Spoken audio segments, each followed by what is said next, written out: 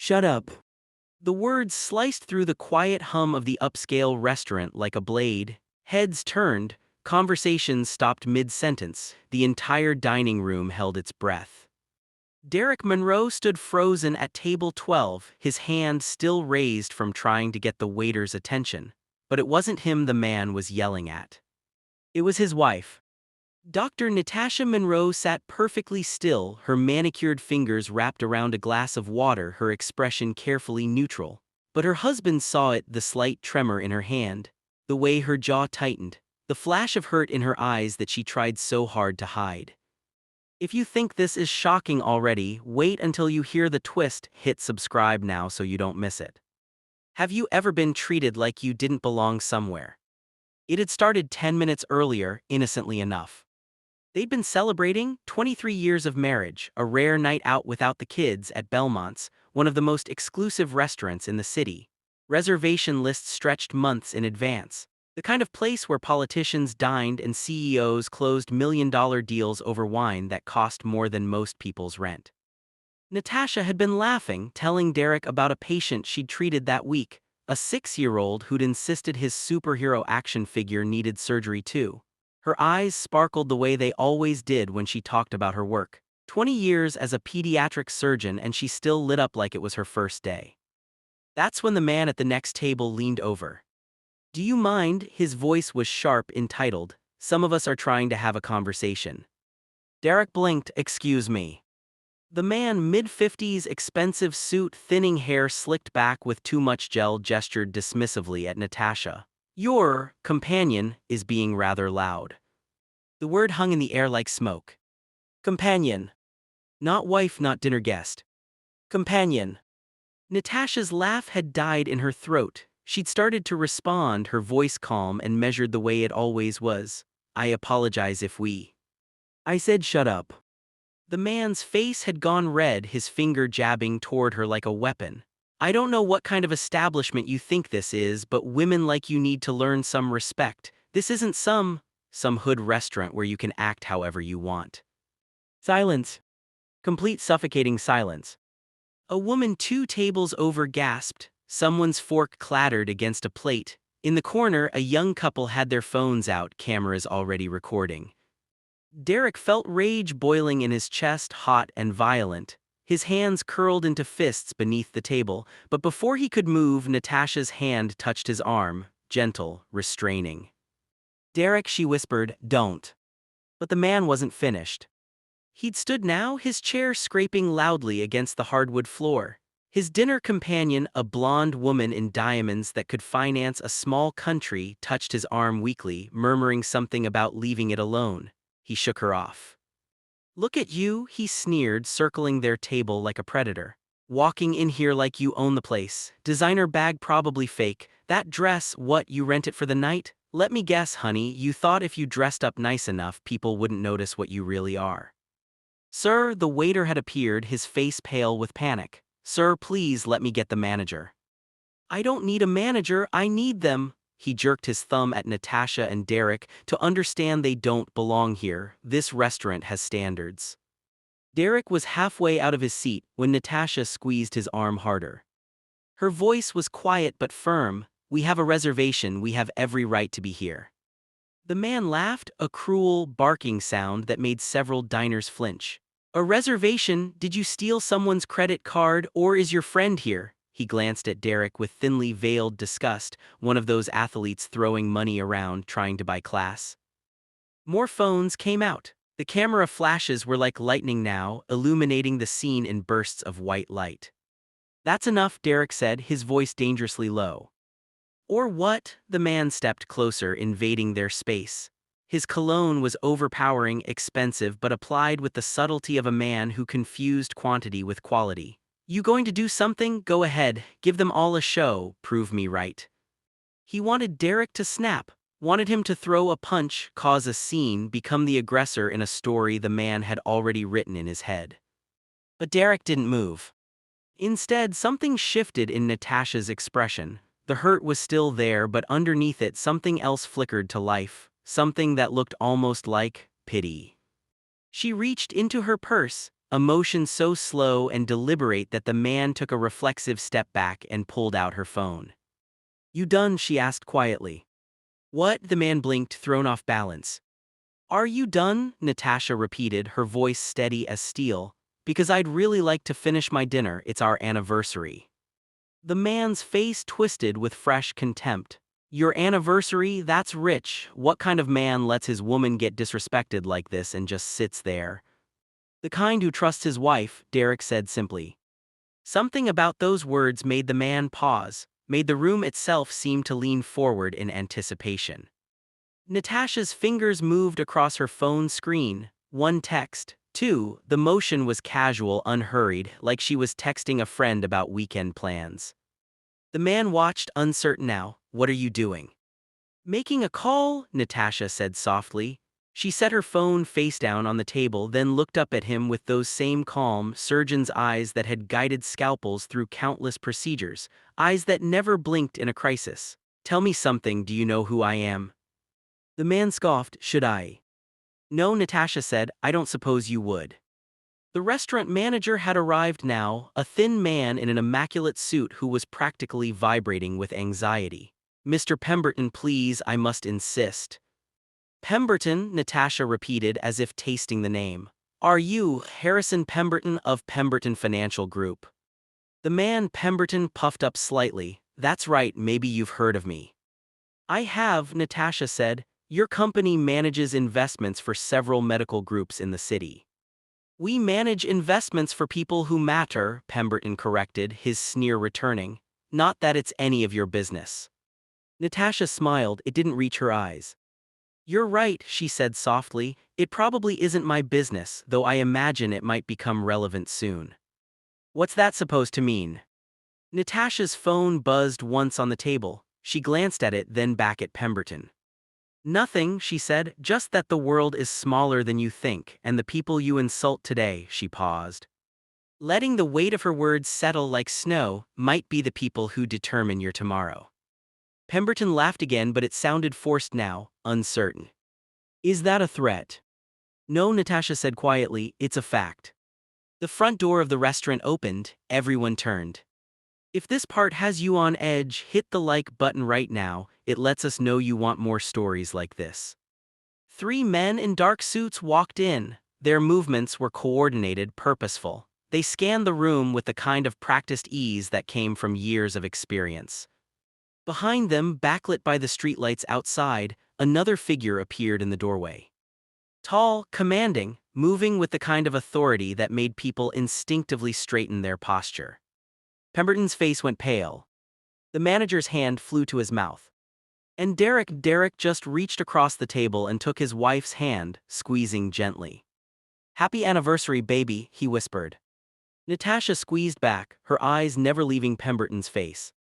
The figure in the doorway stepped into the light. And that's when everything changed. The figure stepped fully into the light, and the restaurant seemed to tilt on its axis. He was in his late 50s, silver hair cropped close, wearing a navy suit that probably cost more than Pemberton's car. But it wasn't the suit that commanded attention. It was the way he moved, like a man who'd spent decades making decisions that shaped cities. His eyes swept the room with the precision of someone trained to assess threats in seconds. Behind him, the three men in dark suits fanned out, their positions deliberate, not aggressive, just present. The manager's face had gone from pale to ashen. His mouth opened, closed, opened again, no sound came out. Pemberton stood frozen, his sneer melting like wax near flame. His date had shrunk back in her chair, suddenly very interested in her wine glass. Derek watched as recognition rippled through the dining room like a wave. A businessman at table 7 straightened so fast his chair creaked. The couple filming on their phones lowered their devices slowly, eyes wide. Even the kitchen staff had appeared in the doorway, drawn by the shift in atmosphere. The silver-haired man's gaze found Natasha immediately. "Dr. Monroe," he said, his voice carrying effortlessly across the silent room, "I got your message." Natasha stood, smoothing her dress with one hand. "Commissioner Hayes, I apologize for interrupting your evening." "Commissioner." The word hung in the air like a thunderclap. "Commissioner Michael Hayes, chief of the city's police department." The man whose face had been on the news just last week announcing a major reform initiative. The man who'd testified before Congress about law enforcement accountability. The man who was married to Natasha's sister. Pemberton's mouth moved soundlessly. His face had gone from red to white to a sickly gray. Hayes crossed the room in measured steps, his security detail maintaining their positions by the door. He stopped at Natasha's table and his expression, stern and controlled just moments before, softened. "Are you all right?" he asked quietly.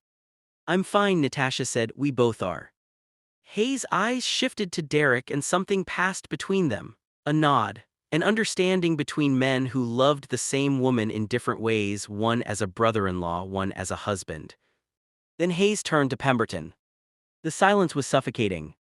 "Mr. Pemberton," Hayes said evenly, "would you like to explain what happened here tonight?" Pemberton's mouth opened and closed like a fish drowning in air. His hand reached out, gesturing vaguely. There was a misunderstanding. I didn't." "You told my sister-in-law to shut up," Hayes said, his voice still calm, terrifyingly calm. "You insulted her intelligence, her character, and her right to exist in this space. You implied she was a criminal. You mocked her marriage. You created a hostile environment based purely on the color of her skin." He paused. "Is that the misunderstanding you're referring to?" "I didn't know," Pemberton started. "Didn't know what?" Hayes interrupted. "That she was connected to someone in power. That's the only reason you should show respect, because someone might be important." Pemberton's face crumpled. "No, I didn't mean." "Yes, you did." The words were quiet but absolute. "You meant every word. You've probably done this before, to waitstaff, to service workers, to anyone you thought couldn't touch you."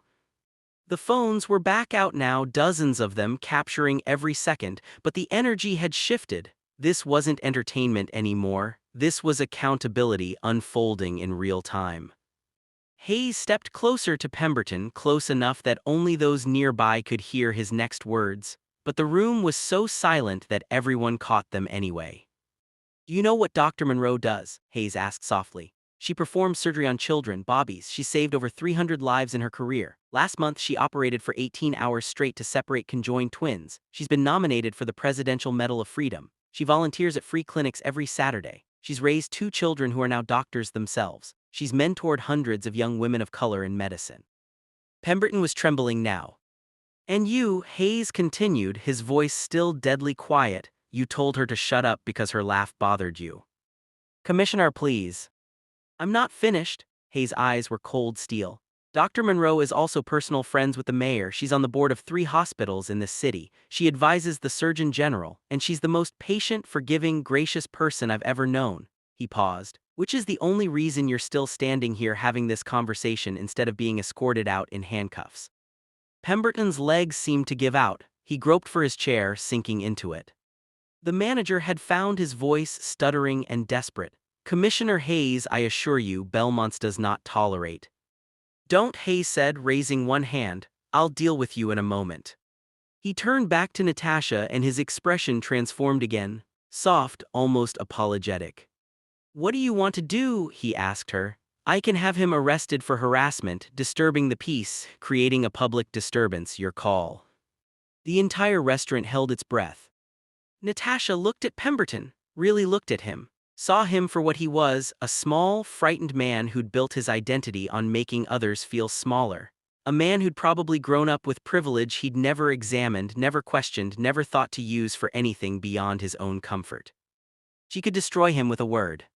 Everyone in the room knew it. Pemberton knew it. "No," Natasha said finally, "no arrests."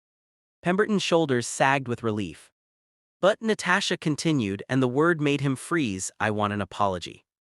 A real one, not to me, to everyone in this room who had to witness that, to your date who you embarrassed, to the staff who you disrespected, to my husband who showed more restraint than you deserved." Pemberton nodded frantically. "Yes, yes, of course, I'm sorry, I'm so sorry." "Stand up," Natasha said quietly. Pemberton stood, his legs shaking. "Look around," Natasha instructed. "Look at all these people watching you." He did, his face flushing with shame as dozens of cameras captured his humiliation. This moment, Natasha said softly, this is what it feels like to be seen, to be judged, to have your humanity questioned in front of strangers, to be reduced to assumptions based on how you look. She paused. Remember this feeling, because this is what you did to me, what you've probably done to countless others who didn't have a police commissioner as family. Tears were streaming down Pemberton's face now. I'm sorry, he whispered. God, I'm so sorry. I believe you, Natasha said, and she did. She could see it, the genuine horror dawning on his face as he understood what he'd become. Now do better.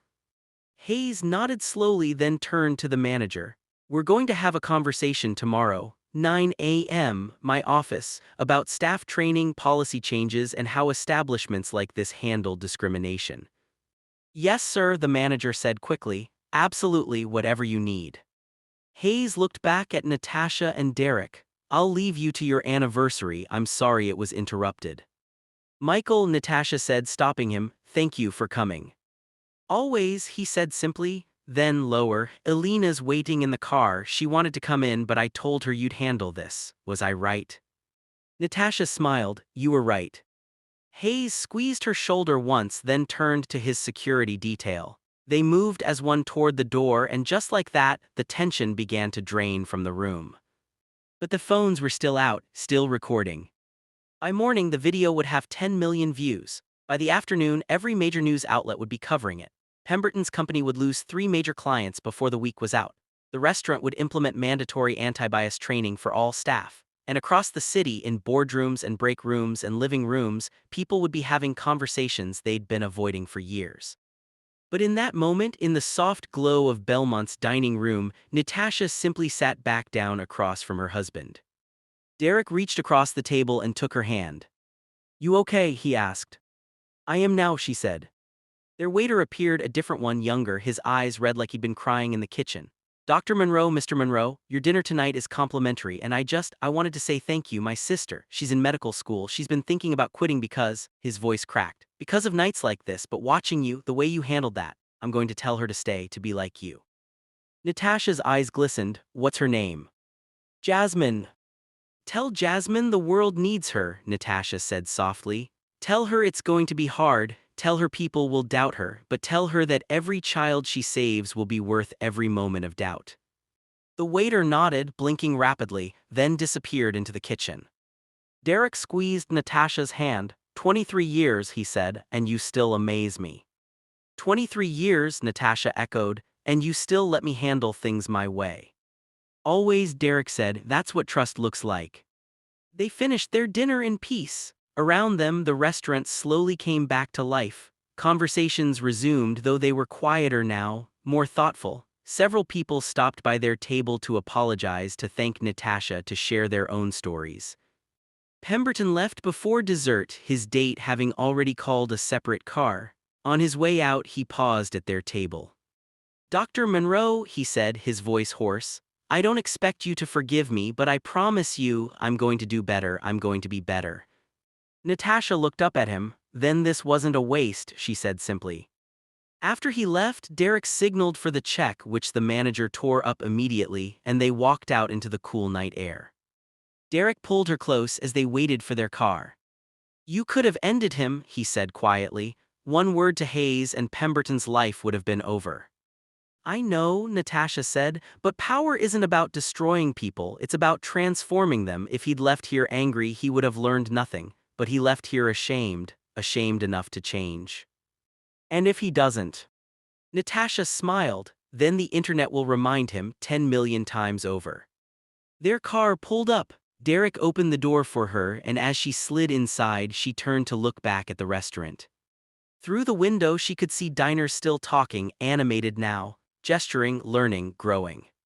Sometimes, she thought, the most powerful thing you can do is show people who you really are, not with rage, not with revenge, but with dignity.